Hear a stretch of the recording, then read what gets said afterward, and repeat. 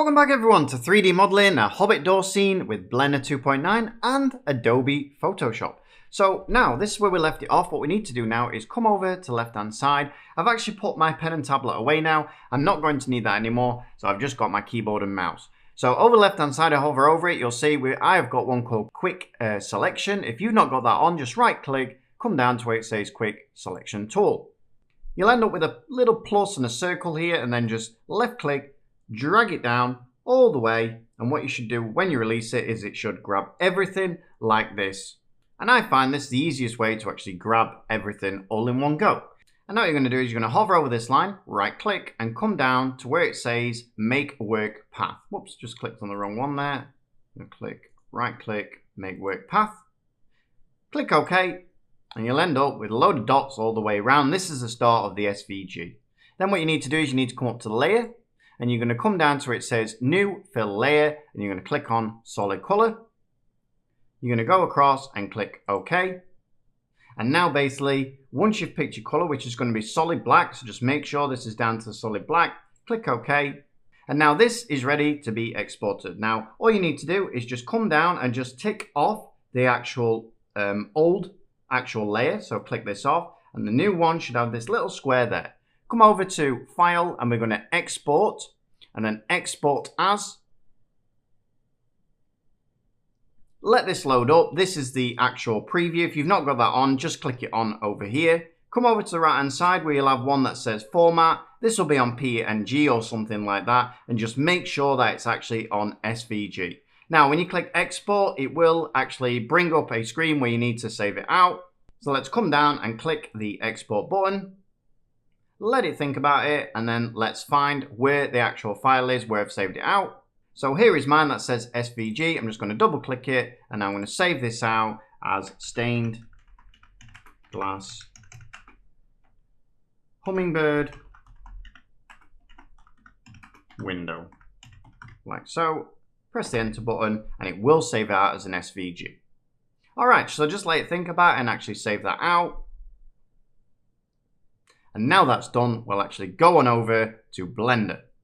So here we are within actual Blender, and what I want to do is I just want to clear this actual scene just a little bit. So at the moment I've got a cube in here, and just to click on any of these, all you need to do is just left click, and then you'll be able to click on these. Then you press delete on your keyboard, and that'll just delete that out of the way. Let's delete the camera as well, and also this point light. We're not going to need a point light anyway. Press delete, and there we go.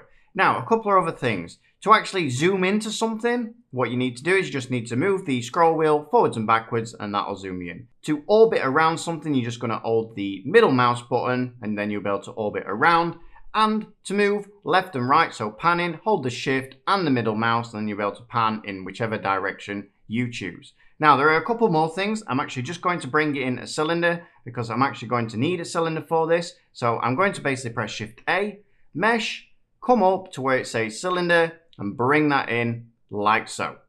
Now the cylinders here can show you what else you can do. So if I press the dot on the actual number pad, you'll see that I can actually zoom in. And once I've zoomed in and I actually orbit around this, it will actually orbit around the center origin of whatever you've actually brought in and zoomed up to.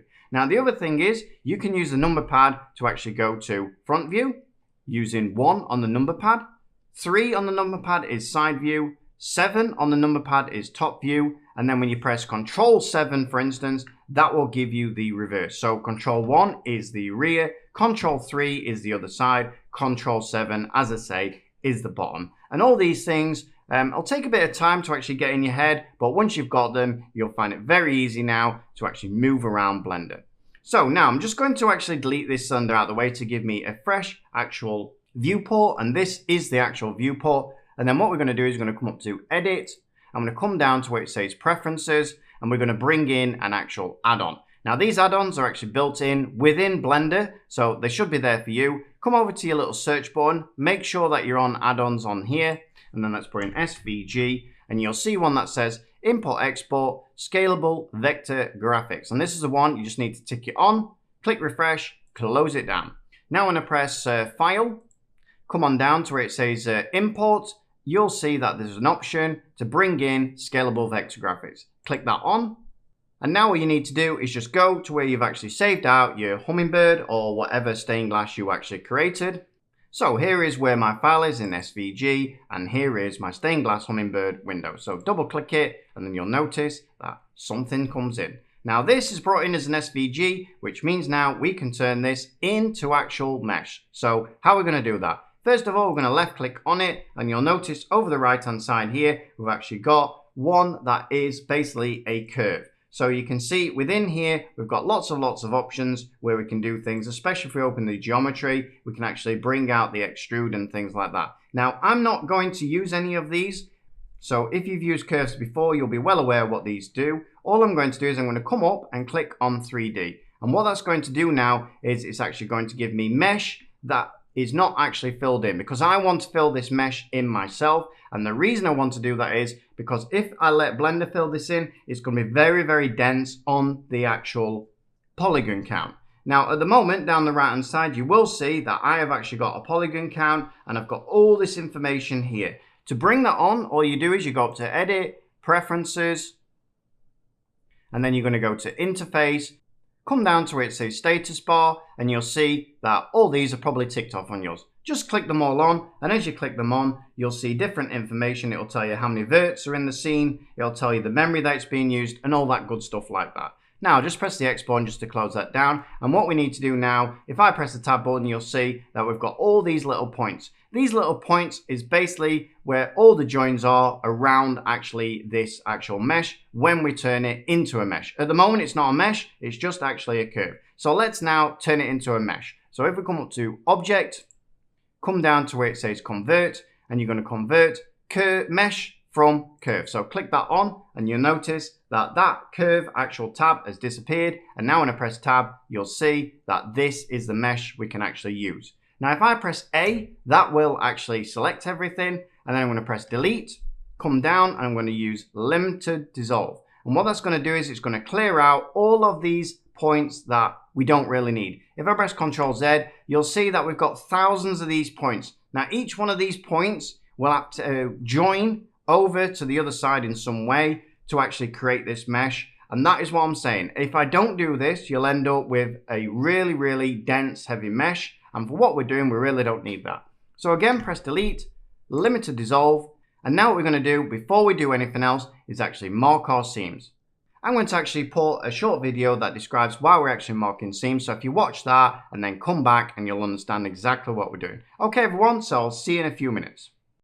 Welcome everyone, this is the quick demo just to show you why seams are important and basically why we use them the way we do. So here you can see a cube, and if I press Tab on this cube and highlight it, you can see at the moment that each one of these sides actually is represented on the UV map, and you can see how it's flattened it out from a 3D to an actual 2D. And this is actually how we apply textures and materials on there. So what we need to do now to actually manipulate this is mark some seams. So if I mark seams like this, for instance, going round,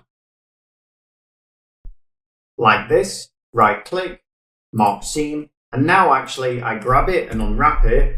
So you unwrap, you'll see now that it's unwrapped in the way that we actually want it. So we've basically unwrapped it like a parcel. Now moving on to the cylinder, this is a little bit different. So if I grab the top and the bottom of it and I press Ctrl E, come down to mark seams, and now I try and actually unwrap this, you'll see that this part here is a real mess and these parts are actually unwrapped absolutely fine. So now if I grab the whole thing and I come up and try and unwrap it now, and I press U, unwrap, you'll see that these parts here, if you look at the texture, it's a real mess. And the reason for that is because we've not told Blender where actually the seam needs to end. So basically Blender is just trying to loop this in an infinite loop. So when I talk about infinite loops, that's exactly what this is. So if we mark a seam now, on the side, just one seam, so right click, mark seam, and now we actually grab it and try and unwrap, you'll see now it unwraps really nice and it actually looks correct. Now, talking about seams, the one thing you do need to remember is that you should always mark seams where the least likely to be seen. So for instance, if this was a cylinder, I would mark it at the back where it's least likely for a player or camera or a render to actually see the seam, because you can actually see, if you look very carefully, you can actually see where the seam actually joins. Now, on things like wood, it doesn't matter too much because it's very hard to see, but when you're actually marking a seam where there's wood or tiles or things like that, it's going to be very easy to see. So there is a quick explanation of why we do seams the way we do, and I hope you learned a lot from that. Welcome back everyone, I hope you enjoyed that. So now what we're going to do is going to mark our seams, but before I show you that, what I need to tell you about is the tab button. So the tab button, when you press it, basically takes you into edit mode. So you'll notice at the moment we are in object mode, and if I press tab, you'll see now we're in edit mode. Now in edit mode, I can actually grab these vertices, for instance, or I can grab them all and things like that. Now in object mode, so if I press tab, the only thing I can grab is the actual whole object, and that's the only thing I can move it around. So edit mode is actually to edit the actual mesh. So now let's press tab. Just make sure you've grabbed everything with the A button, press delete to actually bring down the actual number of vertices. And then what we're going to do is we're going to actually mark our seams. Now, first of all, you'll notice that over on the left-hand side, we have these three little tabs here. This one is vertices, so these are these little node things. The next one is edge. So if I can grab now all of the edges, if this is set on there, and finally the next one is faces. We haven't got any faces yet, and that is something that we actually need. So let's put it on edges for now, and then what we'll do is we'll grab everything with A, and then I'm going to right click, come down, and you'll have one that says mock seams. And now what I need to do is I actually need to fill this in. So all I'm going to do is I'm going to press Alt F, and you'll notice now that this fills all of these in. Now, you might not like so many triangles on here, and you might want more polygons. So all you need to do to actually fix that is come over to face select, hover over it, right click, come down, and it says tries to quads. And basically what Blender's going to do there is going to try and convert all of these triangles into actual quads. So let's click that on now, and you'll see a lot of them now disappear, and it just looks a little bit cleaner, and that is what we're actually looking for. Now, the next thing I need to do is obviously I need to bring this out, because at the moment it's just basically a flat mesh. So the way to do that, while we've grabbed everything and while we're in edit mode, is we're just going to press E, and I'm just going to drag it up, and that actually extrudes them out. And now if I press tab, you can see that we've got this, and it's looking really, really nice and actually clean. The only one thing you can see here is you've got all these bumps. Now let's get rid of this material, because this material is not what we want. So what we'll do is we'll come over to the right hand side, and this is the materials panel, and you can see at the moment the material is SVG material, and I don't want that, so I'm just going to minus it off.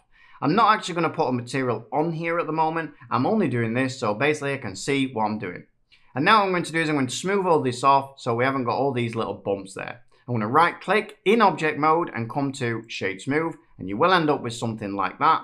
And then what you can do is you can come over to this little triangle here, come round to where it says normals, and then click auto smooth on. And what this is going to do is going to smooth all those edges around here. This is based obviously on a percentage, and if it crosses that percentage, then it will smooth that edge off. Normally, this is the standard 30 degrees, and that's normally enough to smooth everything off that you actually need. Okay, so on the next one, we'll actually work further on this actual stained glass window, and we'll actually start making the glass. Okay everyone, so I hope you enjoyed that, and I'll see you on the next one. Thanks a lot, bye bye.